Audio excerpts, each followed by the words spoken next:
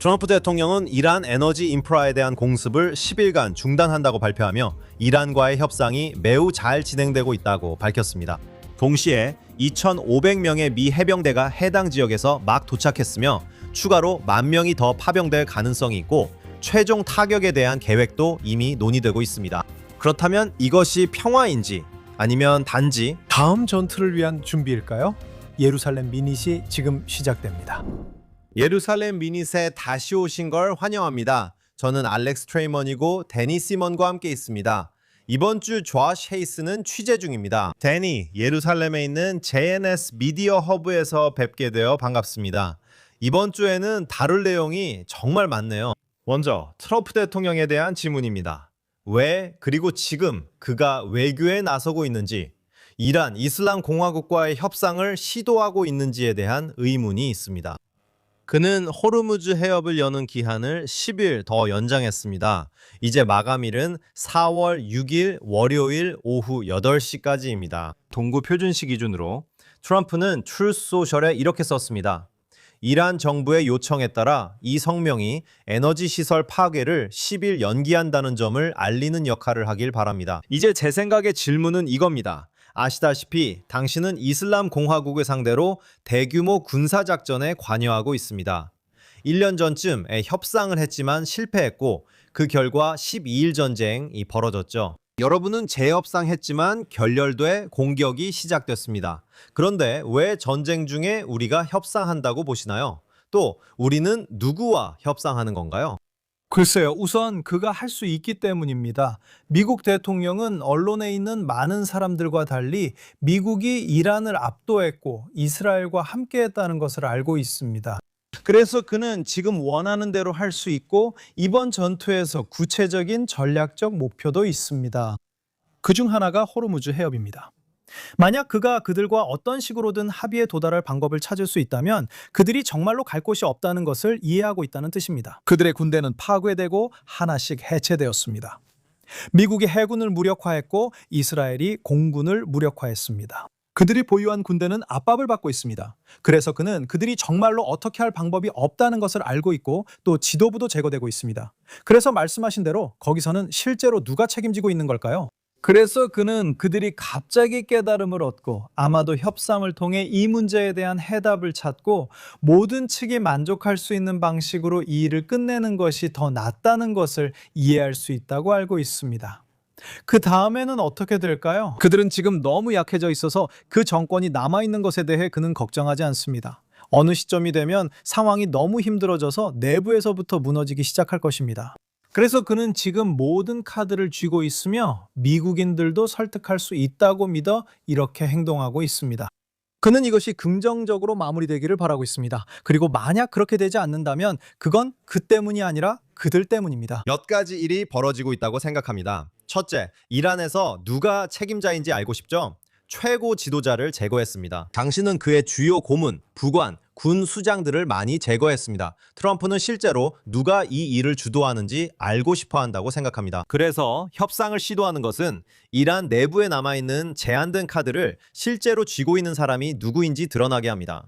그래서 저는 그게 중요하다고 생각합니다. 여기서 또 하나 중요한 점은 앞서 말씀드렸듯이 협상이 매우 강력한 군사 공격에 앞서 이루어지는 경우를 우리가 봐왔다는 것입니다. 그리고 지금 말씀하신 대로 가장 큰 현안은 호르무즈 해협입니다. 그리고 이번 주에 트럼프 대통령이 실제로 그곳을 호르무즈 해협이 아니라 트럼프 해협이라고 부르는 것을 봤습니다. 그리고 그는 이렇게 말했습니다. 사람들은 트럼프가 여기서는 농담하는 게 아니라고 하겠죠. 그렇죠? 트럼프는 농담하는 게 아닙니다. 그는 그곳을 트럼프 해협이라고 부르고 있습니다. 하지만 그는 정말 훌륭한 트롤러입니다. 그는 단연 최고의 트롤러입니다. 그렇죠. 그리고 그는 모두가 자기 다음 행동을 추측하게 만드는 걸 좋아합니다. 그게 바로 이 협상 과정의 일부입니다. 그래서 그는 석유 수송이 다시 이뤄지길 원하죠. 맞죠? 그리고 우리가 봤듯이 유가가 오르고 내리고 다시 오르면서 전쟁 전보다 더 높아졌습니다. 그는 자국 내 소비자들과 국제사회 모두를 위해 석유 가격이 떨어지길 원한다는 것을 이해하고 있습니다. 그는 이란인들이 사실상 지금 페르시아만과 호르무즈 해협을 통해 해적 행위를 하고 있고 그들이 선박이 통과할 때 일종의 통행세를 부과하고 있다는 것을 이해하고 있습니다. 우리는 중국 선박, 파키스탄 선박, 그리고 다른 선박들이 수백만 달러에 달하는 보호비를 지불하고 통과하는 것을 목격했습니다. 제 생각에 그는 중국 측에만 면제해 준 것 같습니다. 그래요. 맞아요. 그래서 지금 이 시점에서 트럼프 대통령은 미국이 페르시아만과 호르무즈 해협을 완전히 통제하길 원할 가능성이 높습니다. 대통령은 호르무즈 해협의 이름을 트럼프 해협으로 바꿀 수도 있다고 말했습니다. 그리고 그 일환으로 카르그 섬을 장악하는 것도 포함됩니다. 카르그 섬은 페르시아만에 있는 작은 섬으로 이란의 주요 석유 생산 거점입니다. 우리는 베네수엘라에서 대통령이 어떻게 석유 생산을 장악해서 석유가 중국으로 가는 대신 미국과 그 동맹국들로 향하게 했는지 봤습니다. 그래서 중국은 더 이상 베네수엘라나 이란처럼 석유를 가진 악의적인 행위자들로부터 할인된 가격에 석유를 구매할 수 없게 됩니다. 그래서 그가 군사적으로 뭔가 중대한 행동을 하기 전에 저는 그가 또 한 번의 협상에 나서고 있다고 생각합니다. 사실상 그가 무엇을 하려고 하는지 의도를 드러내고 있을 수도 있습니다. 하지만 과거와 마찬가지로 그는 그냥 가만히 앉아서 상대방을 믿는 다른 협상가들과는 다르다는 것도 볼 수 있습니다. 아니요, 그는 만약 그들이 예전과 같은 실수를 계속한다면, 즉 미국을 충분히 진지하게 받아들이지 않는다면 대비하고 있습니다. 왜냐하면 그들은 50년 동안 서방이 협상에 매우 진지하다는 것에 익숙해졌지만 그들을 가지고 놀 수 있다고 생각했기 때문입니다. 그래서 그들은 트럼프에게도 똑같이 해도 된다고 생각할 수 있습니다. 그래서 그동안 그는 자신의 패를 활용할 뿐만 아니라 다음 라운드를 준비하고 있고 이것이 앞으로 일어날 일이라는 신호를 그들에게 보내고 있습니다. 이제 우리가 고려해야 할 또 다른 점은 이란의 지도자들은 여전히 자신들이 지도자임을 인정하고 있는 사람들이며 그들은 지하에 숨어 있다는 것입니다. 그들은 무슨 일이 일어나는지 잘 모릅니다. 이는 우리가 이란에서 정보를 못 얻고 그들끼리도 정보를 교환하지 못하기 때문입니다. 그래서 그들은 상황이 명확하지 않은 상태에 놓일 수 있습니다. 그들은 무슨 일이 일어나고 있는지 알아내려고 노력하고 있습니다. 그들은 이 일시중지를 이용해 상황을 파악하려 할 것입니다. 바라건대 그들 중 일부와 연락을 취할 수 있기를 바랍니다. 우리가 알지 못하는 많은 일들이 벌어지고 있습니다. 트럼프는 그렇지 않습니다. 트럼프는 무슨 일이 일어나고 있는지 정확히 알고 있고 그것이 그에게 큰 이점을 줍니다. 트럼프와 대화하는 사람들을 드러냄으로써 그것은 이란 내부에 분노를 일으킬 수도 있습니다. 그리고 미국에 맞서 군사적으로 치열하게 싸우고 있는 사람들은 이제 존재하는 이 권력 공백 속에서 돌아서서 왜 그들과 협상하고 있느냐고 말할 수도 있습니다. 트럼프 대통령은 2020년에 트위터에 이란은 전쟁에서 이긴 적이 없고 협상에서는 진 적이 없다고 말한 바 있습니다. 트럼프는 이란인들을 보며 저들은 자신들이 최고의 협상가라 생각하는군. 내가 그들의 게임에 들어가 본때를 보여주겠다고 생각할 수 있습니다. 그리고 그가 하는 방식은 판을 바꾸는 것입니다. 오바마가 그들과 협상했을 때는 내가 당신에게 무엇을 줄 수 있을까? 라는 식이었죠. 만약 협상 테이블에 앉아서 내가 당신에게 무엇을 줄 수 있을까? 라고 묻는다면 이란인들은 모든 걸 가져가려 하고 더 많이 요구할 것입니다. 트럼프와 이스라엘은 지금 막강한 군사력의 위협 아래서 협상하라는 임무를 받고 있습니다. 하지만 스티브 윗코프는 최근 내각 회의에서 협상에 대해 보고했습니다. 그가 무슨 말을 했는지 직접 들어보시죠.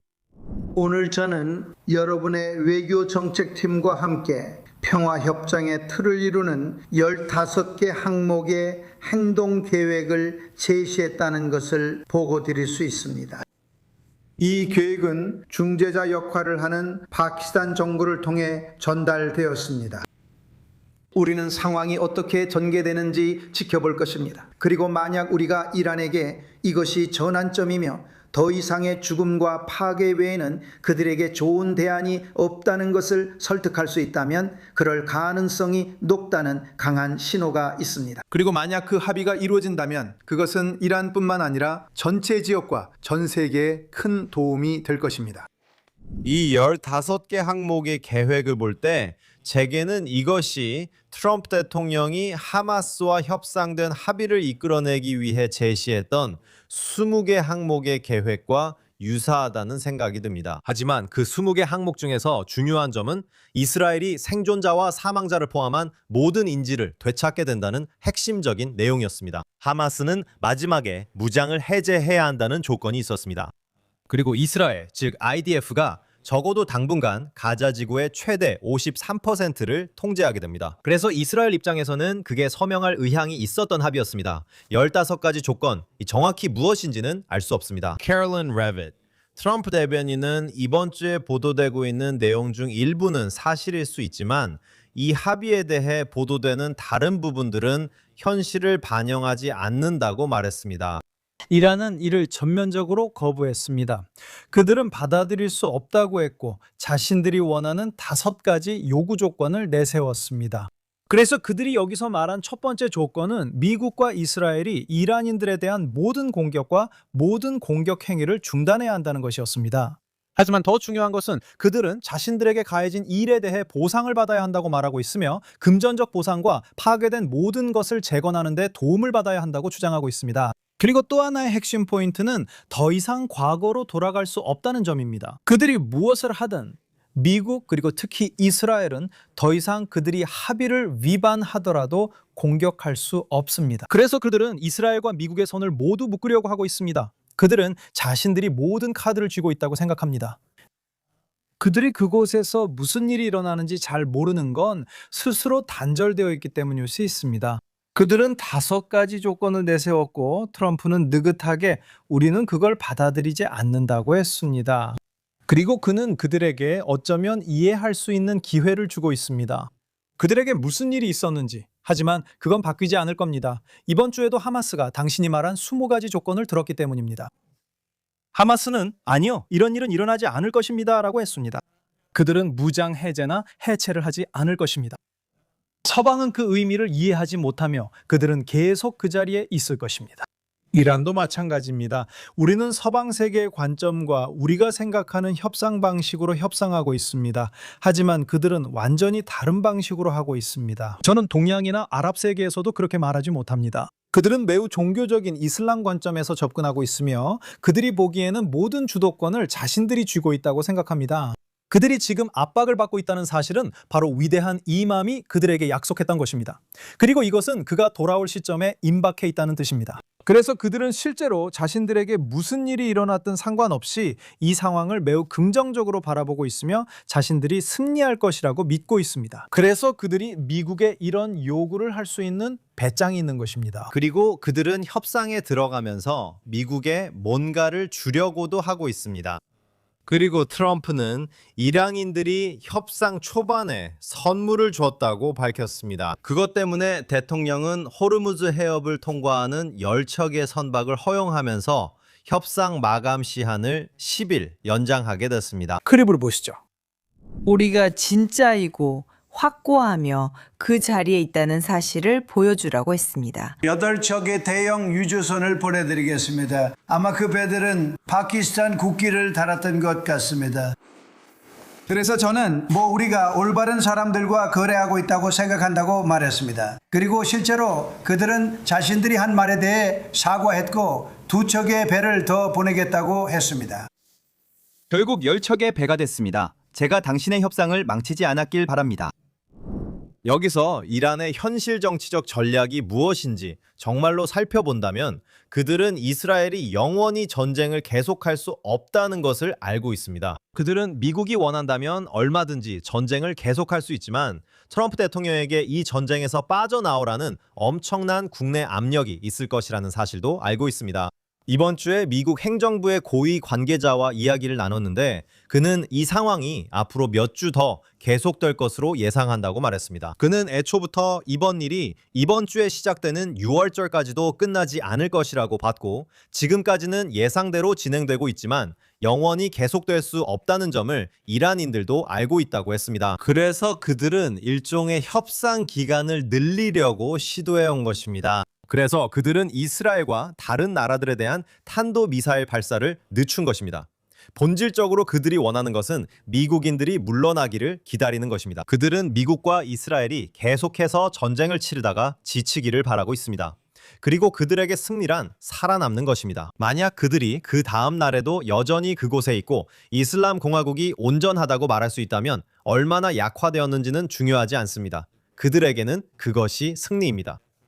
그게 그들이 미국을 이기는 방식입니다. 그건 승리의 시기입니다. 그들이 남아있더라도 곧 무너질 것이며 이미 크게 약화됐습니다. 그곳의 대중들은 이 전쟁 이후에 매우 극심한 경제적 압박을 받게 될 것입니다. 그들이 이스라엘이 영원히 지속되지 않을 거라 생각한 건 맞지만 이 상황이 오래 가지는 않을 것입니다. 아무도 이스라엘이 한 달 넘게 버틸 거라 기대하지 않았습니다.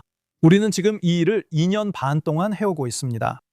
다음 주면 이스라엘이 이 전쟁을 치른 지 2년 반이 되는데 아랍인들은 이를 예상하지 못했습니다. 그리고 우리가 이 일을 해온 범위는 단지 우리 국경뿐만 아니라 이스라엘은 우리 국경에서 2,500마일이나 떨어진 곳에서도 이 일을 해오고 있습니다. 아무도 이게 가능하다고 생각 못했습니다. 그래서 우리에겐 아직도 숨겨둔 카드가 남아 있습니다. 그리고 이스라엘 경제를 보면 이렇게 장기화된 전쟁에서 가장 먼저 타격을 받아야 했던 것이 경제였지만 우리의 경제는 안정적일 뿐만 아니라 이 전쟁의 성공 덕분에 더 강해지고 있습니다. 이것은 아무도 예상하지 못했던 일입니다. 그래서 그들은 과거의 근거에서 가정하고 있습니다. 우리는 지금 새로운 세상에 있고 이 점에서도 그들은 놀라게 될 것입니다. 한편 미 해군은 약 2,500명의 해병대를 태운 함정을 이 지역으로 보냈습니다. 트럼프 대통령은 이 지역에 추가로 1만 명의 병력을 파병하는 것을 검토하고 있습니다. 그리고 미국 행정부가 이란 정권이 협상에 실패할 경우 최종 타격을 가할 계획을 준비하고 있다는 보도도 있었습니다. 국무주 장관 마르코 루비오에게 연결해 보겠습니다. 우리는 그 모든 목표를 달성할 수 있고 실제로 달성하고 있습니다. 대부분의 목표에서 예정보다 앞서 있으며 지상군 없이도 아무런 지상군 투입 없이도 이 목표들을 달성할 수 있습니다. 이제 배치가 이루어지는 이유에 대해 말씀드리자면 첫째로 대통령은 여러 가지 비상 상황에 대비해야 합니다. 그 내용은 언론에서 논의하지 않겠습니다. 다시 말씀드리지만 국방부에 문의하셔도 같은 답변일 겁니다. 우리는 불편함 속에서도 모든 목표를 달성할 수 있습니다. 또한 대통령에게 최대한의 선택권과 비상 상황 시 조정 기회를 제공할 준비가 되어 있습니다. 한편 이스라엘은 이 기간 동안에도 이란을 매우 강하게 타격해왔죠. 맞습니까? 대통령이 말한 10일의 유예 기간은 오직 이란의 에너지 시설과 석유 시설을 타격하지 않는다는 점만 해당된다는 것을 주목해야 합니다. 하지만 군사 시설이나 심지어 핵 시설 그리고 정권 자체에 관해서는 이스라엘과 미국이 계속해서 전력을 다해 공격을 이어가고 있습니다. 여기 몇 가지 주요 사례가 있습니다. 금요일에 이스라엘 공군이 이스파한과 아흐바즈 도시에 있는 주요 철강 단지를 공격했습니다. 그리고 같은 날 금요일에 이스라엘 공군은 이란의 핵무기 프로그램과 탄약 생산 산업의 핵심 공장을 겨냥해 3차례에 걸친 공격을 감행했습니다. 여기에는 핵 원자로를 가동하는 데 사용되는 중수 공장이 포함되어 있었으며 이 공장은 이전에도 폭격을 당한 적이 있습니다. 또한 야즈드에 위치한 광석에서 우라늄을 추출하는 공장도 있었습니다. 이 두 곳 모두 이란 중부에 위치해 있습니다. 그리고 지난주 이스라엘은 이란 혁명수비대 해군 사령관인 알리 웨자탕 시리와 이란군의 다른 핵심 인물들을 제거했다고 발표했습니다. 참고로 해군을 지휘하던 인물을 제거했으니 미국을 위해 한 일입니다. 미국은 전함을 내세우지만 그래도 지휘관이 있었죠. 우리가 그를 제거했습니다. 그리고 이것도 아까 말씀하셨듯이 그곳에 1만 명의 미군 병력이 투입되고 있습니다. 그들은 지금 해군도 없고 지휘관도 없습니다. 만약 미국이 실제로 지상군을 투입하기로 결정한다면 안전이 확보됩니다. 그것은 미군 병사들의 안전을 확보하고 보장합니다. 캉 시리는 페르시아만의 호르무즈 해협에 기뢰를 설치하고 이전에 자살 속도정에 의해 여러 척의 유조선이 공격당했던 사건에 책임이 있는 것으로 보고되었습니다. 하지만 이스라엘이 호르무즈 해협에 설치된 기뢰를 생산하던 공장들을 공격했다는 보고도 있었습니다. 다시 한번 이스라엘이 제공권을 장악한 후 원하는 곳에서 폭격을 시작하는 모습을 볼 수 있습니다. 그리고 이제 그들은 페르시아만 연안에서도 우위를 점하고 있습니다. 그리고 이것은 페르시아만의 호르무즈 해협에서의 공격에 앞서 일어날 수도 있습니다. 한편 이란은 이 지역 전역에 대규모 탄도미사일을 계속 발사하고 있습니다. 하지만 이스라엘에서도 집속탄이 사용되는 것을 봤습니다. 당신 말은 그들이 이스라엘뿐 아니라 전 지역에 미사일을 쏜다는 거군요. 그게 바로 여러 나라들이 이스라엘보다 더 많은 미사일 공격을 받고 더 심하게 타격을 입고 있다는 뜻이군요. 특히 아랍에미리트는 이스라엘보다 더 심하게 공격을 받았는데 이것이 이란이 중동 전체에 얼마나 큰 위협이 되는지 모두에게 보여주는 것이라고 생각합니다. 맞죠? 이란은 모든 공격을 이스라엘에 집중할 수도 있었습니다. 그러면 미국이나 유럽 그리고 다른 곳의 사람들이 봐라, 우리가 말했잖아. 너희는 오직 이스라엘을 위해서만 싸우고 있다고 말할 겁니다. 하지만 여기서 보시다시피 그들은 아랍에미리트, 카타르, 사우디아라비아를 포함해서 중동 전역에 최소 12개국을 공격했고 심지어 멀리 떨어진 키프로스까지 공격했습니다. 맞죠? 그리고 우리는 그들이 인도양 한가운데에 있는 디에고 가르시아 섬을 향해 대륙간 탄도미사일을 발사하는 것도 봤습니다. 모두가 없다고 했던 미사일이며 그들 역시 관심 없다고 했던 것입니다. 네, 그겁니다. 이제 우리는 이스라엘이 이란인들의 모든 계획에 대해 매우 정확한 정보를 갖고 있었다는 것을 알게 됐습니다. 하지만 이스라엘도 심각한 타격을 입었습니다. 수백 발의 탄도미사일이 이스라엘을 향해 발사되었고 이스라엘 사람들은 계속해서 대피소로 몸을 피해야만 하고 있습니다. 아마도 이스라엘의 정교한 조기 경보 시스템이 없었더라면, 그리고 전국 곳곳에 있는 이스라엘의 방공호가 없었더라면 이런 상황을 견디기 어려웠을 것입니다. 그리고 정교한 요격 시스템이 없었더라면 말이죠. Arrow, 데이비드 슬링, 그리고 아이언돔이 서로 협력하여 작동하고 미국의 사드 시스템과 패트리어트 미사일이 보조 역할을 했습니다. 그리고 신의 손도 있었죠. 더 많은 사람이 다쳤을 수 있다고 생각합니다. 이스라엘 전역에서 여러 차례 피격이 보고되었습니다. 토요일에 이란에서 발사된 집속탄 미사일이 텔아비브 대도시 지역을 강타하면서 이스라엘 중부에서 1명이 사망했습니다. 텔아비브에서는 6곳의 피격 지점이 라마트간과 베이트 셰메시 외곽의 모샤브 에시타올에서도 보고됐습니다. 최소 11명이 부상당했으며 수백 킬로그램 이상의 폭약이 장착된 탄두를 가진 탄도미사일이 요격 시스템을 어떻게든 피해가면서 11명이 다쳤습니다. 사람들이 요격 시스템을 이해해야 하는 이유는 이 시스템들이 매우 성공적이었고 90%의 성공률을 보였기 때문입니다. 이는 엄청난 성과입니다. 하지만 여전히 10%의 위험이 남아 있습니다. 그리고 그 10%는 일주일에 한 번, 2번 발생할 수 있고 우리가 봐왔듯이 엄청난 피해를 일으킬 수 있습니다. 다행히도 지금까지는 인명 피해보다는 재산 피해가 훨씬 더 많았습니다. 이것은 이곳 시민들이 오랜 시간 훈련해온 것과 관련이 있습니다. 정부와 군대는 시민들에게 먼저 집안에 안전한 방을 만드는 방법 등 여러 가지를 오랫동안 알려왔습니다. 또한 경보가 울리면 사람들이 반드시 이 방으로 가서 자신을 보호해야 한다는 것에 익숙해지도록 했습니다. 그리고 이곳의 시민들은 이스라엘인답지 않게 이스라엘인들에게는 매우 이례적으로 지시받은 대로 매우 신중하게 행동하고 있습니다. 그리고 그들은 이 방들로 가며 이것이 반복적으로 생명을 구한 것으로 입증됐습니다. 제 말은 이스라엘이 탄도미사일 공격으로 인해 입은 많은 사상자들이 미사일이 폭발했을 때 안전한 방에 있지 않았다는 것을 우리가 봤다는 겁니다. 주의할 점은 네타냐후 말처럼 지시에 따라 안전한 방으로 가야 한다는 것입니다. 그러나 집속탄도 있습니다. 그들은 새로운 시스템을 통과하며 이는 전쟁 범죄입니다. 집속탄을 인구 밀집 지역에 의도적으로 발사하기 때문입니다. 왜냐하면 이 집속탄은 대기권에서 떨어지면서 분열되어 사방으로 흩어지기 때문입니다. 넓은 인구 밀집 지역, 때로는 반경이 8에서 10km, 즉 약 5에서 6마일에 이르기도 합니다. 흥미로운 점은 우리가 사비온 다락방에 집속탄이 떨어지는 걸 봤지만 폭발하지 않았다는 겁니다. 그 집 안으로 바로 들어가서 다락방에 떨어졌지만 폭발하지 않았어요. 만약 그 집속탄이 거기서 폭발했다면 집 전체가 파괴될 수도 있었을 겁니다. 하지만 이것들은 이 전쟁에서 이스라엘이 경험한 몇 가지 기적 중 하나라고 생각합니다. 정말 그렇습니다. 한편 우리가 협상과 공격을 진행하는 과정에서 모든 측이 확전 전략을 가지고 있을 수 있다는 점을 알 수 있습니다.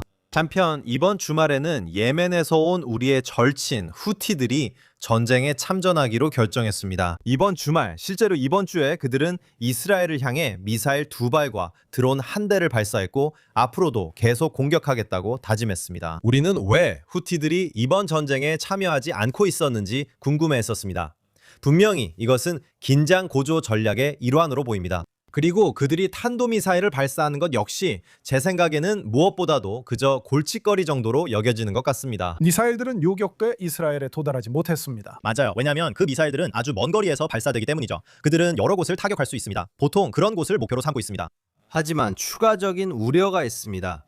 페르시아만과 호르무즈 해협의 무역로를 GGK로 삼는 것 외에도 수에즈 운하로 이어지는 홍해 입구에 위치한 후티 반군이 있다는 점입니다. 바브 알만데브 해협이라는 이 요춘지에서도 마찬가지입니다. 전쟁 초기에 후티 반군이 금지하는 모습을 봤습니다. 기본적으로 수에즈 운하를 통한 상업 교통을 차단해서 선박들이 아프리카 남단을 돌아가도록 강요하는 것입니다. 이로 인해 이동 시간이 2-3주 더 걸립니다. 그 결과 전 세계적으로 상품 가격이 오르게 됩니다. 그래서 후티가 개입하게 되면 호르무즈 해협만이 아니라 국제적으로 경제적 피해가 훨씬 더 커질 수 있다는 우려가 있습니다. 이스라엘 정부는 후티의 이번 공격에 큰 대가를 치르게 하겠다고 약속했습니다. 저는 그런 발언을 좋아하지 않습니다. 그래서 제가 찾는 건 우리가 실제로 무엇을 하는가입니다. 미국과 이스라엘 모두 이에 대비 중입니다. 우선 소말릴란드와의 합의와 관련해서 퍼즐의 여러 조각들이 여기저기서 일어나고 있을 때 이 조각들을 맞추기 시작하면 이 모든 것이 더 큰 그림의 일부임을 알 수 있습니다. 그래서 이스라엘과 소말릴란드의 관계는 예멘의 후티 반군과는 반대편에 있습니다. 그리고 미국도 자국 함정을 홍해로 이동시켰습니다. 그래서 미국은 예전보다 더 잘 준비되어 있습니다. 실제로 미국은 후티 반군과 1년 전쯤 아니면 2년 전쯤에 합의에 도달했었는데 그 합의를 중단하기로 결정했습니다. 그들이 미국인을 표적으로 삼지 않으면 우리도 그들을 공격하지 않습니다. 그래서 그들은 우리에게 맡겼고 우리는 1년 전 후티 지도부를 제거했습니다. 새로운 지도자들은 이전 지휘관들과 함께하고 싶어 합니다. 좋아요. 우리가 그들에게 그걸 제공할 겁니다. 현재 후티 반군 맞은편에 새로운 기지가 건설되고 있어서 이스라엘이 공격하기 훨씬 더 편리하고 수월해질 겁니다. 우리는 이스라엘에서부터 멀리 갈 필요가 없습니다. 이스라엘이 비행기를 착륙시키고 공격을 시작하는데 사용할 수 있다고 합니다. 네, 그래서 거기에서 현재 아프리카에도 다른 선택지가 있습니다. 그래서 다른 나라들도 이 조직들과 극단적인 이슬람주의자들이 이 지역 모든 사람들에게 가하는 위협을 이해하고 있습니다. 그리고 그들은 모두 어떤 식으로든 힘을 합치고 있습니다. 많은 일이 뒤에서 벌어지며 언론 보도가 항상 실제와 같지는 않습니다. 그리고 이것은 역사적으로 항상 사실이었습니다. 특히 지금처럼 역사적인 규모로 민감한 일이 벌어질 때는 더욱 그렇습니다. 지금은 후티도 모르는 다양한 선택지가 있고 그들은 곧 알게 될 것입니다. 당신도 알 수 있습니다. 당신은 아프리카의 다른 나라들을 언급했습니다. 그중 한 나라는 우간다입니다. 우간다의 군 최고 사령관은 이번 주 소셜미디어에서 화제가 된 일련의 글을 올린 뒤 아프리카 국가들의 군대가 이스라엘 편에 서서 전쟁에 참전할 수 있다고 경고했습니다. 그리고 우리는 우간다 대통령 유웨리 무세베니의 아들인 무호지 카이에니 루가바 장군을 보았습니다. 이 장군은 유력한 후계자로 여겨지고 있습니다. 그는 이번 주 X에 우리는 기독교인이기 때문에 이스라엘을 지지한다고 썼습니다. 그리고 또 다른 게시물에서 그는 우간다가 세계로부터 잊혀지고 소외된 다윗이라고 말했습니다. 우리는 거인 골리앗을 물리칠 것입니다. 또한 그는 영웅적인 습격 작전에서 유일하게 사망한 이스라엘 군인인 베냐민 네타냐후의 형 요나탄 네타냐후의 동상 사진을 공개했습니다. 이스라엘 인질들이 납치된 200주년 기념일에 50년 전 일이에요. 우간다에서 있었던 일인데 정말 놀라운 사건이었죠. 이 이야기를 다룬 영화도 있으니까 보고 싶으면 한번 보세요. 그리고 엔테베 작전도 있었죠. 하지만 한편으로 우간다는 이스라엘이 도움이 필요하다면 자신들의 군대도 이스라엘을 지원할 의향이 있다고 말하고 있습니다. 그리고 소말릴란드와 우간다가 우리는 이스라엘과 함께 싸울 의향이 있다. 우리는 이스라엘의 동맹이 될 의향이 있다고 말하는 걸 보면 제가 보기엔 최근 이 시기에 나타나는 현상은 이건 10월 7일 이전부터 있었던 일이지만 10월 7일 이후로는 더욱 뚜렷해졌고 오늘날에는 훨씬 더 두드러지게 나타나고 있습니다. 바로 지정학적 균열선이 있다는 것입니다. 그리고 우리는 이제 어떤 나라들이 이스라엘과 동맹을 맺으려 하고 어떤 나라들이 스페인처럼 이스라엘과 반대편에 서려 하는지 점점 더 뚜렷하게 보고 있습니다. 저는 다르게 생각합니다. 이스라엘 편, 반대편 문제가 아닙니다. 그것은 정의와 옳음 그리고 정의의 편에 서느냐 아니면 악의 편에 서느냐의 문제입니다. 그리고 때로는 당신이 직접적으로 악에 동참하지 않더라도 그들에 맞서지 않는다는 사실만으로도 당신의 입장은 분명해집니다. 방해해서 정말 죄송하지만 사람들이 여기서 꼭 이해해야 할 점은 이 아프리카 국가들 모두가 이란이 지원한 극단적 이슬람과의 문제에 직면해 있다는 것입니다. 이란은 이스라엘만을 겨냥한 것이 아니었습니다. 이란은 서방뿐 아니라 아프리카 국가들과 아프리카의 기독교인들도 겨냥했습니다. 예를 들어 남수단은 이스라엘과 동맹입니다. 케냐도 있습니다. 케냐 역시 완전히 동맹은 아니지만 이스라엘과의 관계에서 얻는 이점을 잘 이해하고 있습니다. 그리고 이 밖에 다른 나라들은 이 점을 이해하지 못하고 어떤 이유에서든 이 문제를 이스라엘과 연관지으려 합니다. 그들은 악의 편에 서 있는 것입니다. 그리고 우리는 지금 아프리카를 이스라엘의 주요 개척지로 보고 있습니다. 군사 동맹 측면에서도 그렇고 경제적 기회 측면에서도 마찬가지입니다. 이스라엘이 개발한 많은 기술 혁신들은 물기술, 태양광 기술, 농업과 관련되어 있습니다. 아프리카는 이러한 모든 기술에 대한 거대한 시장입니다. 저는 이미 이스라엘과 이스라엘 기업가들이 앙골라와 다른 나라들에서 사업을 시작하고 있는 것을 보고 있다고 생각합니다. 그리고 저는 총리께서 이미 아프리카를 방문하셨다고 생각합니다. 처음 방문하신 게 7, 8년 전쯤이었던 것 같습니다. 앞으로 더 많은 아프리카 국가들이 이스라엘과 비즈니스를 하게 될 것입니다. 또한 이란과의 전쟁 직전에 인도의 나렌드라 모디 총리가 이스라엘을 방문하는 것도 보았습니다. 그리고 이 나라는 다시 말하지만 약 12억에서 14억 명의 인구를 가진 이스라엘에게 엄청난 잠재적 시장입니다. 그리고 앞으로 다가올 시기에 이스라엘의 가장 중요한 동맹국 중 하나가 될 가능성이 높으며 이스라엘에 엄청난 제조 역량을 제공할 수 있을 것입니다. 우리는 또한 현재 이스라엘의 에로 3 미사일 방어 시스템을 구매하고 있는 독일과 같은 국가들도 주목하고 있습니다. 심지어 폭스바겐이 일부 공장을 활용해 타미르 미사일을 실제로 생산하기 시작하겠다고 밝히는 모습도 볼 수 있었습니다. 이 미사일들은 이 에로 시스템과 함께 사용되는 탄도 미사일 요격체입니다. 그래서 전 세계적으로 많은 국가들이 이스라엘 쪽으로 움직이고 있는 것을 볼 수 있습니다. 그들은 도덕의 편으로 움직이고 있습니다. 하지만 다른 나라는 오히려 멀어지고 있습니다. 이번 주에 베냐민 네타냐후 총리가 재선에 도전하는 헝가리의 지도자 빅토르 오르반을 열렬히 지지하는 모습을 보았습니다. 불과 2, 3주 정도 남은 시점입니다. 오르반은 폴란드, 체코, 세르비아 등 다른 나라들과 함께 동유럽 블록을 이끌고 있는데 서유럽이 이스라엘과 거리를 두는 반면 이들은 이스라엘과 더 가까워지고 있습니다. 이 점을 강조하는 것이 중요합니다. 이건 이스라엘뿐만 아니라 미국에도 해당됩니다. 미국과 이스라엘이 이 새로운 세계 질서의 중심에 있습니다. 그리고 이것은 이해관계에만 기반한 것이 아닙니다. 이것은 무엇이 옳고 그른지, 무엇이 정의롭고 무엇이 살인적인 테러 정권인지를 이해하는 데 기반합니다. 서방은 너무 오랫동안 이런 정권을 관대하게 대하고 인내해 왔습니다. 이제는 이것을 끝내야 합니다.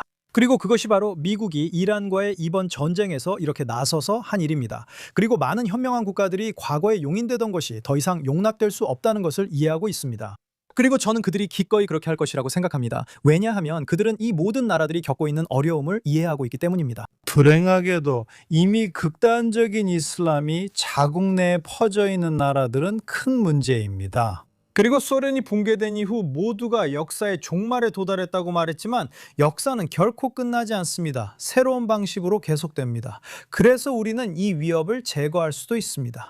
하지만 그동안 서유럽 내부에 뿌리 내린 것들은 불행하게도 우리 모두가 언젠가는 반드시 다뤄야 할 문제입니다. 미래는 이란과 같은 극단적인 국가들이 아니라 과거에 그랬던 곳들 안에서 일어나고 있는 극단적인 현상들이 될 것입니다. 그리고 이런 일들은 앞으로도 계속 일어날 것입니다. 초구 민주주의 국가들에서 민주주의가 이러한 극단적인 세력들에 의해 이용당하고 있었습니다. 한편 이스라엘은 자국 해안에서 멀리 떨어진 곳과 자국 근처 모두에서 싸우고 있습니다. 지난 몇 주 동안 레바논에서 이 전쟁의 주요 전선이 열렸습니다. 이스라엘은 다시 한번 헤즈볼라의 전력을 약 70, 75% 정도 약화시켰다고 밝혔습니다. 그리고 선거 직전에 바이든 행정부의 중재로 어떤 형태로든 휴전 합의에 서명해고게 이로 인해 이스라엘은 전선을 동결할 수 있었습니다. 하지만 이제 헤즈볼라가 전쟁에 참전하는 모습을 봤습니다. 그들은 북부 지역들에 많은 로켓을 발사해왔고 이스라엘은 레바논에서 전투를 시작하기 위해 병력을 파견했습니다. 전면 지상 침공은 아니지만 제한 작전이 진행 중이며 이스라엘도 일부 피해를 입었습니다. 우리는 이미 이를 목격했습니다. 이번 주에 3명의 군인이 레바논에서 사망했습니다. 아비아드 엘카난 볼란스키 하사, 오리 그린베르그 상사, 모셰 이치카 하사가 포함됩니다. 하트포드, 코네티컷 출신의 가족 없이 복무하던 카코인 카츠도 레바논 내부에서 싸우고 있었습니다. 그게 우리가 감당해야 하는 아픔입니다. 그리고 이건 제가 복무했던 890 낙하산 부대와 관련된 일입니다. 제 아들도 그 부대에서 복무했습니다. 제 아들은 지금 시리아에서 예비군으로 복무하며 그곳 국경을 지키고 있습니다. 제가 이렇게 말하는 이유는 우리가 이란에 집중하고 있지만 레바논과의 문제도 있고 다른 국경들도 지켜야 한다는 뜻입니다. 그래서 가자지구 접경지대에는 하마스에 대응하는 병력이 배치되어 있고 유대와 사마리아에도 병력이 있습니다. 시리아와의 이스라엘 국경을 지키는 병력도 있습니다. 그리고 이제는 레바논으로 이동하는 병력도 있습니다. 하지만 여기 레바논과 관련해서는 실망스럽다고까지는 말하지 않겠지만 사람들이 반드시 알아야 할 점이 있습니다. 레바논 정부는 약속을 했습니다. 이 약속 때문에 우리는 레바논에서 철수했고 그곳에서 헤즈볼라를 제거하는 것도 중단했습니다. 레바논 정부가 헤즈볼라를 무장 해제시키겠다고 했기 때문입니다. 왜냐하면 그것이 레바논의 이익에 부합하지 않기 때문입니다. 그들은 이것을 해내지 못했을 뿐만 아니라 헤즈볼라가 이스라엘 국가계를 위협하기 위해 계속해서 남부 레바논으로 병력을 이동시키는 것을 명백히 그들은 그래야 했습니다. UN 결의안 1701에 따라 UN군이 여전히 그곳에 있었고 20년 전에도 이 결의안은 이스라엘에 약속을 했었습니다. 그래서 헤즈볼라가 레바논 군대와 UN군 바로 옆에 진지를 구축하고 있을 때 그들은 정말로 일어나는 일에 눈을 감고 있었습니다. 이스라엘이 이 지역에 진입하자 헤즈볼라가 이미 진을 쳤고 병력과 탄약을 옮겨놓은 사실을 알게 됐습니다. 이스라엘은 이를 제거해야 합니다. 지금 우리는 그들을 위타니강 북쪽으로 밀어내고 있습니다. 위타니강은 자연적 장벽입니다. 그리고 우리는 남부 레바논에 있는 모든 거점을 제거할 것입니다. 우리는 전체 주민들에게 약 20만 명의 사람들에게 북쪽으로 이동하라고 통보했습니다. 리타니강 남쪽 이 지역에 있는 사람은 모두 적의 요원으로 간주될 것입니다. 그리고 민간인들은 이미 이동했기 때문에 이제 그곳에는 더 이상 민간인이 없습니다. 그리고 실제로 이스라엘은 이미 그렇게 하기 시작했습니다. 우선 우리는 헤즈볼라가 남쪽으로 다시 내려올 수 없도록 다리들을 파괴했습니다. 그리고 우리는 헤즈볼라가 더 이상 돌아와서 이스라엘 북부의 민간인들을 위협할 수 없도록 남부 레바논의 모든 마을과 도시를 완전히 제거할 것입니다. 그리고 이번 주에 재무장관 베찰 스몰츠가 위타니 강이 이스라엘 국가의 새로운 북쪽 경계가 되어야 한다고 발언하는 것을 보았습니다. 그리고 이스라엘이 남부 레바논에 대규모 병력을 투입할지 그리고 그 시기가 언제가 될지에 대해 큰 의문이 있다고 생각합니다. 이란 전선이 대부분 마무리될 때까지 기다려야 할 수도 있습니다. 왜냐하면 남부 레바논에 들어가려면 충분한 공중 지원이 필요하기 때문입니다. 현재 이스라엘이 보유한 대부분의 공군 자원은 주요 전장인 이란으로 전환되고 있습니다. 공군이 후티 반군을 상대하기 위해서도 전환될 수 있습니다. 그래서 후티 반군의 개입이 일종의 교란일 수도 있습니다. 이는 이란뿐 아니라 헤즈볼라를 장기적으로 보호하려는 것일 수 있습니다. 이스라엘이 국경을 확대하고 남부 레바논에서 더 많은 영토를 점령하며 대규모 지상작전을 벌일지 의문이 제기됩니다. 있을 겁니다. 우리는 이미 그에 대비하고 있습니다. 지난 몇 주 동안 병력들이 훈련을 받아왔습니다. 새로운 기술들도 도입되었고 공군이 항상 근처에 있는 것이 매우 편리합니다. 하지만 포병과 전차뿐만 아니라 보병들이 적응해서 그들의 활동에 활용하고 있는 새로운 현대 기술들도 있습니다. 그 부분에 대해 더 자세히 말하고 싶지는 않지만 이런 것들이 보병이 전진하는 데 확실히 유리하게 해줍니다. 저희는 헤즈볼라가 제기하는 대부분의 위협을 제거했습니다. 그래서 이제 그들은 더 이상 예전처럼 준군사 조직이라고 할 수 없습니다. 시리아 내전에서의 경험 이후 그들은 시리아인들과 이란인들 모두에게 훈련을 받았습니다. 그 요소는 더 이상 존재하지 않습니다. 오늘날에는 무엇이 남아있습니까? 테러 조직들입니다. 일단 여러분이 움직이면 그리고 저희가 실제로 그렇게 했듯이 그들을 위타니강 북쪽으로 이동시키고 거기에 진지를 구축하게 됩니다. 이스라엘이 계획 중인 일입니다. 리타니강 남쪽엔 민간인이 없으며 이 작전은 레바논 내 자흐라니강까지 10km 더 확대될 수 있습니다. 레바논 정부가 주권 국가로서 해야 할 책임을 다하지 못했기 때문에 우리는 우리 민간인들의 이익을 위해 행동하는 것 외에는 다른 선택지가 없었습니다. 우리의 첫 번째 의무는 다른 나라처럼 우리 민간인 보호입니다. 그리고 레바논, 즉 레바논 정부가 자국 내의 세력들에게 주권을 분명히 하지 못했을 때 그것은 더 이상 우리의 책임이 아닙니다. 이 세력들이 더 이상 이스라엘을 위협하지 못하게 해야 합니다. 그들에게 충분한 시간도 줬습니다. 그들은 실패했고 때로는 무슨 이유에서든 그 세력과 협력하기까지 했습니다. 우리는 이유에 신경 쓰지 않습니다. 우리는 단지 결과만을 봅니다. 그 결과로 인해 우리의 북부 국경이 레바논 내의 세력들에 의해 위협받았습니다. 그래서 이번 조치가 상황을 완화시키는 데 도움이 되기를 바랍니다. 이것은 1년, 2년, 10년, 어쩌면 20년이 걸릴 수도 있습니다. 이제는 아무도 모릅니다. 우리는 여기에 시간 제한을 두지 않습니다. 우리가 하고 있는 일은 레바논 정부가 자국의 국경을 통제할 수 있는 기구를 만들 때까지 우리의 북부 국경이 더 이상 레바논 자체로부터 공격받지 않을 것임을 분명히 하는 것입니다. 우리는 이스라엘의 군사 교리가 변하는 것을 보았습니다. 그렇죠? 맞습니다. 이전에는 10월 7일 이전에는 이스라엘이 가자 지구에서 로켓 비축과 터널 구축을 허용했습니다. 그곳에 이런 축적이 있다는 것을 알고 있었죠. 남부 레바논도 마찬가지였습니다. 헤즈볼라가 이스라엘의 인구 밀집 지역을 겨냥할 수 있는 10만 개가 훨씬 넘는 로켓과 미사일을 보유하고 있다고 평가되었습니다. 그리고 이스라엘은 이란이 탄도 미사일 프로그램뿐만 아니라 무기급에 가까운 수준까지 개발하는 것을 허용했습니다. 핵무기까지 개발하는 것을 허용했습니다. 그리고 이제 이스라엘이 미국의 지원과 함께 자신들의 영향력, 힘, 공군의 무력을 과시할 수 있는 능력을 인식하고 더 이상 이러한 위협을 용납하지 않겠다는 점을 알 수 있습니다. 그리고 말씀하신 대로 그것이 100% 명확한 승리를 의미하지 않더라도 그들은 패러다임을 바꿨습니다. 그들은 모든 촉수를 약화시켰습니다. 이란에 있는 이 테러 문화의 머리도 약화시켰고 더 이상 무장 증강을 용납하지 않을 것입니다. 무장 증강이 다시 보이면 그들은 행동할 것입니다. 맞아요. 사람들이 이해할 수 있게 설명하자면 예전에 이스라엘에서 뭔가 할 때마다 우리가 이걸 하면 저쪽에서 로켓을 쏠 거야 라는 고민이 항상 있었습니다. 우리가 유대와 사마리아에서조차 테러 세력의 무장 증강에 대응하면 가자 지구의 하마스나 헤즈볼라가 공격을 가할 수도 있습니다.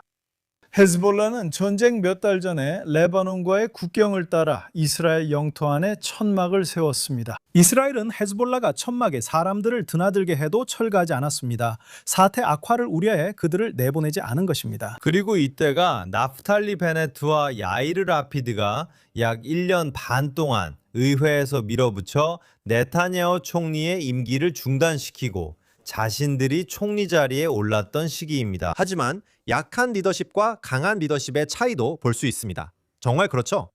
이번 전쟁은 10월 7일 가자 지구에서 시작됐습니다. 우리가 앞서 언급했듯이 치열한 전투를 끝내기 위해 20개 항목의 협상안이 마련되었습니다. 그리고 20개 항목의 계획 외에도 도널드 트럼프 대통령은 가자 지구 전투 이후를 관리하기 위한 평화위원회를 설치했습니다. 그리고 그들은 가자 지구를 담당했던 전 유엔 특사 니콜라이 위라디노프를 평화위원회 위원장으로 임명하여 가자 지구 문제를 다루도록 했습니다. 그래서 물라디노프는 지난주 미국 안보리에서 자신이 포괄적 계획이라고 부르는 내용을 발표하며 하나의 통치 주체, 하나의 법, 하나의 무기라는 원칙을 실행하겠다고 밝혔습니다. 이 원칙은 가자 지구 내 모든 무장단체에 적용됩니다. 여기 5가지 핵심 사항이 있습니다. 몇 가지를 살펴보고 당신의 의견을 듣고 싶습니다. 첫 번째 항목은 이스라엘 방위군이 가자 동부에서 철수하는 것과 동시에 비무장화 과정을 진행한다는 내용을 명시하고 있습니다. 두 번째는 로켓, 중화기, 폭발물, 돌격소총과 같은 무기들을 다루는 것을 요구합니다. 개인 화기는 나중에 다룰 것이라고 그는 말했습니다. 여기서 말하는 개인 화기는 기관총입니다. 세 번째 항목은 인용하자면 무기 폐기 단계의 검증이 재건 노력을 시작하는 데 필요하다고 명시하고 있습니다. 네 번째로 이 계획은 테러 단체와 연관된 사람들이 일부 무기를 넘기는 것을 통해 존엄성을 가지고 민간인 생활로 복귀할 수 있는 방안을 제시하고 있습니다. 그리고 마지막으로 물라디노프는 그의 사무실이 계획을 실행하는 데 있어 일정의 유연성을 유지한다고 말했습니다. 인용하자면 현장의 현실이 항상 문서상의 일정과 일치하지 않기 때문입니다. 그래서 제가 여기서 보고 있는 것은 하마스가 무기를 넘기는 어떤 조치도 이스라엘이 통제하고 있는 영토에서 철수하는 것과 함께 이루어져야 한다고 그가 말하고 있다는 점입니다. 하마스가 요구사항을 이행하지 않을 경우 물라리노프는 일정을 연장할 수 있습니다. 그들은 이스라엘 방위군을 가자 지구에서 철수시키려는 것처럼 보입니다. 아, 그들에게 잘된 일이네요. 그들은 원하는 대로 생각할 수 있습니다. 트럼프 평화위원회. 그거 좋네요. 그리고 트럼프는 이런 일들에 대해 자신이 진지하다는 것을 아주 분명하게 보여줍니다. 그리고 지금 이란과의 협상에서 하고 있는 것처럼 그들에게 스스로를 증명할 기회를 줍니다. 그리고 그들은 이스라엘이 받아들일 수 있는 국제군을 가자 지구에 투입하겠다고 말하고 있습니다. 하지만 하마스가 무장하고 준비되어 있다는 걸 알면서 누가 가자 지구에 들어가려고 하겠습니까? 그리고 하마스는 지난 몇 주 동안 아주 분명하게 보여줬습니다. 그들이 가자 지구를 장악하고 있다는 것을 보여주고 있습니다. 이동하면서 그들은 자신들에게 반대하는 사람들을 죽일 뿐만 아니라 주변 모든 사람들에게 무기를 내려놓지 않겠다고 아주 분명하게 밝히고 있습니다. 그래서 저는 외국 군대가 그곳에 들어가지 않을 것 같다고 생각합니다. 무슨 일이 일어나는지 지켜보고 우리는 그들과 협력할 것입니다. 하지만 어느 정도까지는 그들이 언제든지 위협하거나 미사일을 한 발이라도 발사한다면, 그리고 이번 전쟁에서 이미 그렇게 했습니다. 그들은 이스라엘 남쪽으로 미사일을 발사했지만 이스라엘 안에 떨어지지는 않았습니다.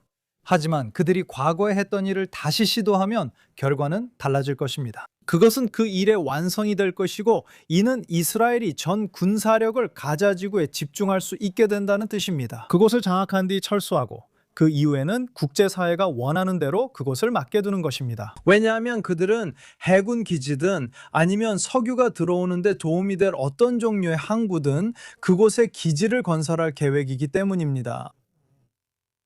이란에서요. 이 중요한 계획들이 진행 중이며 미국인들은 이것이 반드시 이루어지도록 하려 하고 있습니다. 미국인들은 가자 지구에서 그들의 이익을 위협하는 테러 조직이 활동하는 것을 용납할 수 없습니다. 그래서 유대 겸전에는 두 번째 성전이 무너진 후 예언이 어리석은 자들에게 주어졌다고 나와 있습니다. 우리는 예언할 필요가 없습니다. 그냥 기다리면서 지켜보면 됩니다. 현실을 바탕으로 판단을 내릴 수 있습니다. 현실은 이스라엘 이변에 10월 7일 이전의 상황을 더 이상 받아들이지 않을 것이라는 점입니다.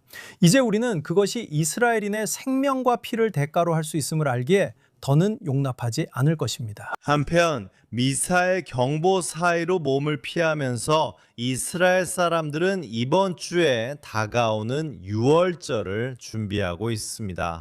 여러 면에서 유월절은 유대인들의 독립기념일과도 같습니다. 야곱과 그의 가족이 70명으로 이집트로 내려갔던 이야기를 우리는 기억합니다. 그들은 이집트의 통치자인 바로에게 210년 동안 노예로 억압받으며 한 민족으로 성장했습니다. 그리고 하나님께서 모세를 유대인들의 구원자로 보내십니다. 10가지 재앙이 있습니다. 홍해를 걸어서 건너는 기적을 비롯해 많은 기적들이 있습니다.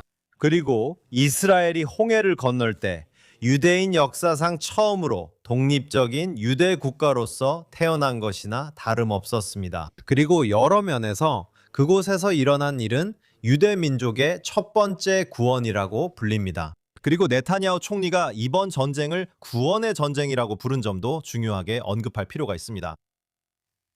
네, 정말 완벽하게 말씀하셨어요. 더할 말 없습니다. 여러 해가 지나도 많은 면에서 상황은 변하지 않는다는 것이 분명합니다. 과정도 그대로입니다. 그리고 우리는 의심할 여지 없이 성경적인 과정의 한가운데 있습니다. 그리고 우리가 직접 겪고 있는 일들과 성경 속 이야기들 사이에는 많은 유사점이 있습니다. 시간이 지나야 사람들이 여기서 무슨 일이 일어나는지 진정으로 알게 될 것입니다. 그래서 우리는 이 시기에 있다는 것이 행운입니다. 그리고 제가 그 말을 한 이유는 당신이 우리가 겪고 있는 불편함에 대해 이야기했기 때문입니다. 일부 이스라엘인은 이를 당연하게 여기며 이해하지 못합니다. 이스라엘의 가장 큰 승리는 6일 전쟁일 것입니다. 6일 만에 우리는 우리를 공격한 7개 아랍 군대를 모두 물리쳤지만 사람들은 이를 잊습니다. 그때조차도 요르단의 폭격으로 400명 이상의 민간인이 사망했고, 시리아는 이스라엘 북부를 폭격했으며 이집트 공군의 공격도 있었습니다. 대부분을 격추시켰지만 우리는 그 전쟁에서 26대 이상의 항공기를 잃었습니다. 완전한 제공권이 있었음에도 불구하고요. 그때 정말 많은 일들이 있었고 아무도 그것이 이스라엘의 궁극적인 승리가 아니라고 보지 않습니다. 그래서 안타깝게도 승리는 고통과 희생을 동반합니다. 하지만 우리는 여기서 전체적인 성공을 봐야 하고 지난 거의 80년 동안 2000년이 넘는 유대인 역사에서 우리가 유일한 한 세대라는 사실이 얼마나 행운인지 이해해야 합니다. 우리는 더 이상 세계의 도움이 필요 없고 스스로 일어나 우리 힘으로 해낼 수 있는 세대입니다. 그래서 이번 주에는 모두에게 행복한 6월절이 되길 바랍니다. 그리고 이것이 또 한 번의 예루살렘 미닛이었습니다. 제 이름은 알렉스 트레이먼이고 여기 데니 시먼과 함께 있습니다. 조시 헤이슨이 다음 주에는 돌아오길 기대하고 있습니다. 그리고 부스에서 수고해주신 분들께 특별히 감사드립니다. 아론 워거란터, 유리 스페르스키, 영상 제작팀장 라이언 루프시츠, 편집자 그리고 프로듀서 잭 시커먼께 감사드립니다. 이 프로그램이 마음에 드셨다면 좋아요 버튼을 눌러주시고 공유도 해주세요.